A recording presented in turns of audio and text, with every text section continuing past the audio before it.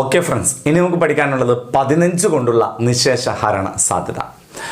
ഒരു സംഖ്യയെ 15 കൊണ്ട് നിശേഷം ഹരിക്കാൻ സാധിക്കുമോ എന്നറിയാൻ നമ്മൾ ചെയ്യേണ്ടത് 15 എന്നത് 3 ഗുണിക്കണം 5 ആണ് 15 എന്ന് പറഞ്ഞാൽ 3 കൊണ്ടും 5 കൊണ്ടും പൊതുവായിട്ട് ഹരിക്കാൻ പറ്റുന്ന എല്ലാ സംഖ്യകളെയും നമുക്ക് 15 കൊണ്ട് നിശേഷം ഹരിക്കാൻ സാധിക്കുന്നതാണ്. ഓക്കെ, അപ്പോൾ നമുക്കൊരു സംഖ്യ തന്നു കഴിഞ്ഞാൽ അതിന് നമ്മൾ 2 കണ്ടീഷനാണ് നോക്കുന്നത്. അതിനെ 5 കൊണ്ട് ഹരിക്കാൻ പറ്റാവുന്ന സംഖ്യയാണോ? 5 കൊണ്ട് ഹരിക്കാൻ പറ്റാവുന്ന സംഖ്യയാണെങ്കിൽ അതിൻ്റെ അവസാനം 0 5 വന്നിരിക്കണം. എങ്കിൽ പ്രസ്തുത സംഖ്യയെ നമുക്ക് 5 കൊണ്ട് നിശേഷം ഹരിക്കാം. ആ കണ്ടീഷൻ ഓക്കെ ആണെങ്കിൽ നമ്മൾ രണ്ടാമത്തെ കണ്ടീഷൻ നോക്കണം. അത് 3 കൊണ്ട് നിശേഷം ഹരിക്കാൻ പറ്റാവുന്ന സംഖ്യയാണോ എന്നുകൂടി നോക്കണം. 3 കൊണ്ട് ഹരിക്കാൻ പറ്റാവുന്ന സംഖ്യ ആകണമെങ്കിൽ അതിലെ അക്കങ്ങളുടെ തുക 3 3ന്റെ ഗുണിതമോ ആയിരിക്കണം. ഈ 2 കണ്ടീഷനും പാലിക്കുന്നുണ്ട് എങ്കിൽ ആ സംഖ്യയെ നമുക്ക് 15 കൊണ്ട് നിശേഷം ഹരിക്കാം. അപ്പോൾ ഇവിടെ തന്നിരിക്കുന്ന ഒരു സംഖ്യയാണ് 1275. ഈ സംഖ്യ 5 കൊണ്ട് നിശേഷം ഹരിക്കാൻ പറ്റും എന്നറിയാം. എന്തുകൊണ്ട്? 5 കൊണ്ട് നിശേഷം ഹരിക്കാൻ പറ്റാവുന്ന സംഖ്യയാണെങ്കിൽ അതിലെ അവസാന സംഖ്യ 0 5 വന്നിരിക്കണം. ഇവിടെ അവസാനം 5 വന്നതുകൊണ്ട് ഈ സംഖ്യയെ നമുക്ക് 5 കൊണ്ട് നിശേഷം ഹരിക്കാം. ഇനി നമ്മൾ നോക്കേണ്ടത് ഈ സംഖ്യയെ 3 കൊണ്ട് നിശേഷം ഹരിക്കാൻ പറ്റുമോ എന്നാണ്. എങ്കിൽ നമുക്ക് ഈ വലിയ സംഖ്യയെ നമുക്ക് 15 കൊണ്ട് നിശേഷം ഹരിക്കാൻ സാധിക്കും. ഓക്കെ, അപ്പം 3 കൊണ്ട് നിശേഷം ഹരിക്കാൻ പറ്റുമോ എന്നറിയാൻ ഇതെല്ലാം കൂടെ കൂട്ടി ആ തുക 3ന്റെ ഗുണിതമാണോ എന്നറിഞ്ഞാൽ മാത്രം മതി അല്ലേ. ഓക്കെ, അപ്പോൾ 1 2 കൂട്ടിക്കഴിഞ്ഞാൽ 3, 3ഉം 7ഉം കൂട്ടി 10, 10ഉം 5ഉം കൂട്ടിയാൽ 15. 15 എന്ന സംഖ്യ 3 കൊണ്ട് നിശേഷം ഹരിക്കാൻ പറ്റും അല്ലേ. അല്ലെങ്കിൽ 3ന്റെ ഗുണിതമാണ് 15. വേണമെങ്കിൽ ഇതിലെ അക്കങ്ങൾ വേണമെങ്കിൽ വീണ്ടും കൂട്ടാം. 5 1 കൂട്ടിക്കഴിഞ്ഞാൽ 6. നമുക്കറിയാം 6 എന്ന സംഖ്യ എന്ത് തന്നെയാണ്? 3ന്റെ ഗുണിതം തന്നെയാണ്. അതുകൊണ്ട് പ്രസ്തുത സംഖ്യയെ നമുക്ക് 15 കൊണ്ട് നിശേഷം ഹരിക്കാം. ഓക്കെ, ഓർത്തിരിക്കുക, ഒരു സംഖ്യയെ 15 കൊണ്ട് നിശേഷം ഹരിക്കാൻ പറ്റുന്ന സംഖ്യയാണോ എന്നറിയാൻ ചെയ്യേണ്ടത് 3 കൊണ്ടും 5 കൊണ്ടും ഒരുപോലെ നിശേഷം ഹരിക്കാൻ പറ്റാവുന്ന ഏതൊരു സംഖ്യയും നമുക്ക് 15 കൊണ്ട് നിശേഷം ഹരിക്കാവുന്നതാണ്. ഓക്കെ, ഇനി നമുക്ക് പഠിക്കാനുള്ളത് 17 കൊണ്ടുള്ള നിശേഷഹരണ സാധ്യതയാണ്. ഒരു സംഖ്യയെ 17 കൊണ്ട് നിശേഷം ഹരിക്കാൻ സാധിക്കുമോ എന്നറിയാൻ തന്നിരിക്കുന്ന സംഖ്യയിലെ അവസാന സംഖ്യയുടെ 5 ഇരട്ടി അതിന് തൊട്ടു മുമ്പുള്ള സംഖ്യയിൽ നിന്ന് കുറക്കണം. അങ്ങനെ കുറച്ച് കിട്ടുന്ന ആ പ്രോസസ്സ് തുടരുകയും അവസാനം 0 അതല്ലെങ്കിൽ 17 17ന്റെ ഗുണിതമോ വന്നു കഴിഞ്ഞാൽ ആ വലിയ സംഖ്യയെ നമുക്ക് 17 കൊണ്ട് നിശേഷം ഹരിക്കാം. ഓക്കെ, ഉദാഹരണം 1054.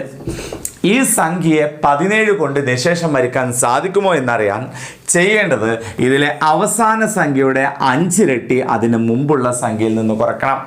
അപ്പോൾ 4ന്റെ 5 ഇരട്ടി എന്ന് പറഞ്ഞാൽ 4 × 5 20. ഓക്കെ, അപ്പോൾ ഈ 105ൽ നിന്ന് ആ 20 കുറക്കണം. 5 ഇറക്കി എഴുതി. ഇവിടെ 10ൽ നിന്ന് 2 കുറച്ചാൽ 8 എന്ന് കിട്ടും. അപ്പോൾ 85 എന്ന് കിട്ടുന്നു. ഓക്കെ, വീണ്ടും ഒരു സ്റ്റെപ്പും കൂടി നമുക്ക് ചെയ്ത് നോക്കാം. ചെയ്യേണ്ടത് എന്താണ്? ഇതിലെ അവസാന സംഖ്യയുടെ 5 ഇരട്ടി അതിന് മുമ്പുള്ള സംഖ്യയിൽ നിന്ന് കുറയ്ക്കണം. 5ന്റെ 5 ഇരട്ടി എന്ന് പറഞ്ഞാൽ 25 ആണ്. 25 നിന്ന് 8 കുറക്കണം. 25 നിന്ന് 8 കുറച്ചാൽ 17 എന്ന് കിട്ടും. -17 അല്ലേ. നമുക്കവിടെ ഡിഫറൻ്റ് ആണ് വേണ്ടത്. അപ്പം മൈനസ് ഇട്ടാലും ഇല്ലെങ്കിലും കുഴപ്പമില്ല. എന്ത് തന്നെ ആയാലും -17 ആണെങ്കിലും ശരി 17 ആണെങ്കിലും ശരി അത് ഏതിൻ്റെ ഗുണിതമാണ്? 17ന്റെ ഗുണിതമാണ്. ഓക്കെ, അപ്പോൾ എങ്ങനെയാണ് 17 കൊണ്ട് നിശേഷം ഹരിക്കാൻ പറ്റുന്ന സംഖ്യയാണോ എന്ന് പരിശോധിക്കേണ്ടത് എങ്ങനെയാണ്? തന്നിരിക്കുന്ന സംഖ്യയിലെ ഒറ്റയുടെ സ്ഥാനത്തെ അക്കം അല്ലെ, അല്ലെങ്കിൽ അവസാനത്തെ അക്കത്തിൻ്റെ 5 ഇരട്ടി അതിന് മുമ്പുള്ള സംഖ്യയിൽ നിന്ന് കുറക്കുന്നു. ആ പ്രോസസ്സ് തുടരുന്നു. അവസാനം കിട്ടുന്ന സംഖ്യ 0 17 17ന്റെ ഗുണിതങ്ങളോ ഒക്കെ വന്നാൽ ആ വലിയ സംഖ്യ നമുക്ക് 17 കൊണ്ട് നിശേഷം ഹരിക്കാൻ സാധിക്കും. ഓക്കെ, ഒരു ഉദാഹരണം കൂടി നമുക്ക് ചെയ്തു നോക്കാം. രണ്ടാമത്തെ ചോദ്യം ഇതാണ്. 4488.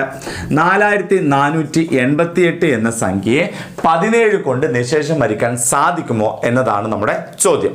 നമ്മൾ ചെയ്യേണ്ടത് ഈ തന്നിരിക്കുന്ന സംഖ്യയുടെ അവസാന സംഖ്യയുടെ 5 ഇരട്ടി അതിന് മുമ്പുള്ള സംഖ്യയിൽ നിന്ന് കുറക്കണം. ഓക്കെ, അപ്പോൾ 8ന്റെ 5 ഇരട്ടി എന്ന് പറഞ്ഞാൽ 5 × 8 40. ആ 40 ഈ തൊട്ടു മുമ്പുള്ള 448 എന്ന സംഖ്യയിൽ നിന്ന് കുറക്കണം. ഇനി 48 നിന്ന് 40 കുറച്ച് കഴിഞ്ഞാൽ 8 എന്ന് കിട്ടും. ഇവിടെ 4 അല്ലേ, 448 നിന്ന് 40 കുറച്ച് കഴിഞ്ഞാൽ 408 എന്ന് കിട്ടും. ഈ പ്രോസസ്സ് തുടരണം. ഓക്കെ, ഇനി ചെയ്യേണ്ടത് ഈ 408 അവസാന സംഖ്യയായ 8ന്റെ 5 ഇരട്ടി അതിന് മുമ്പുള്ള സംഖ്യയിൽ നിന്ന് കുറക്കണം. 8ന്റെ 5 ഇരട്ടി എന്ന് പറഞ്ഞാൽ 5 × 8 40.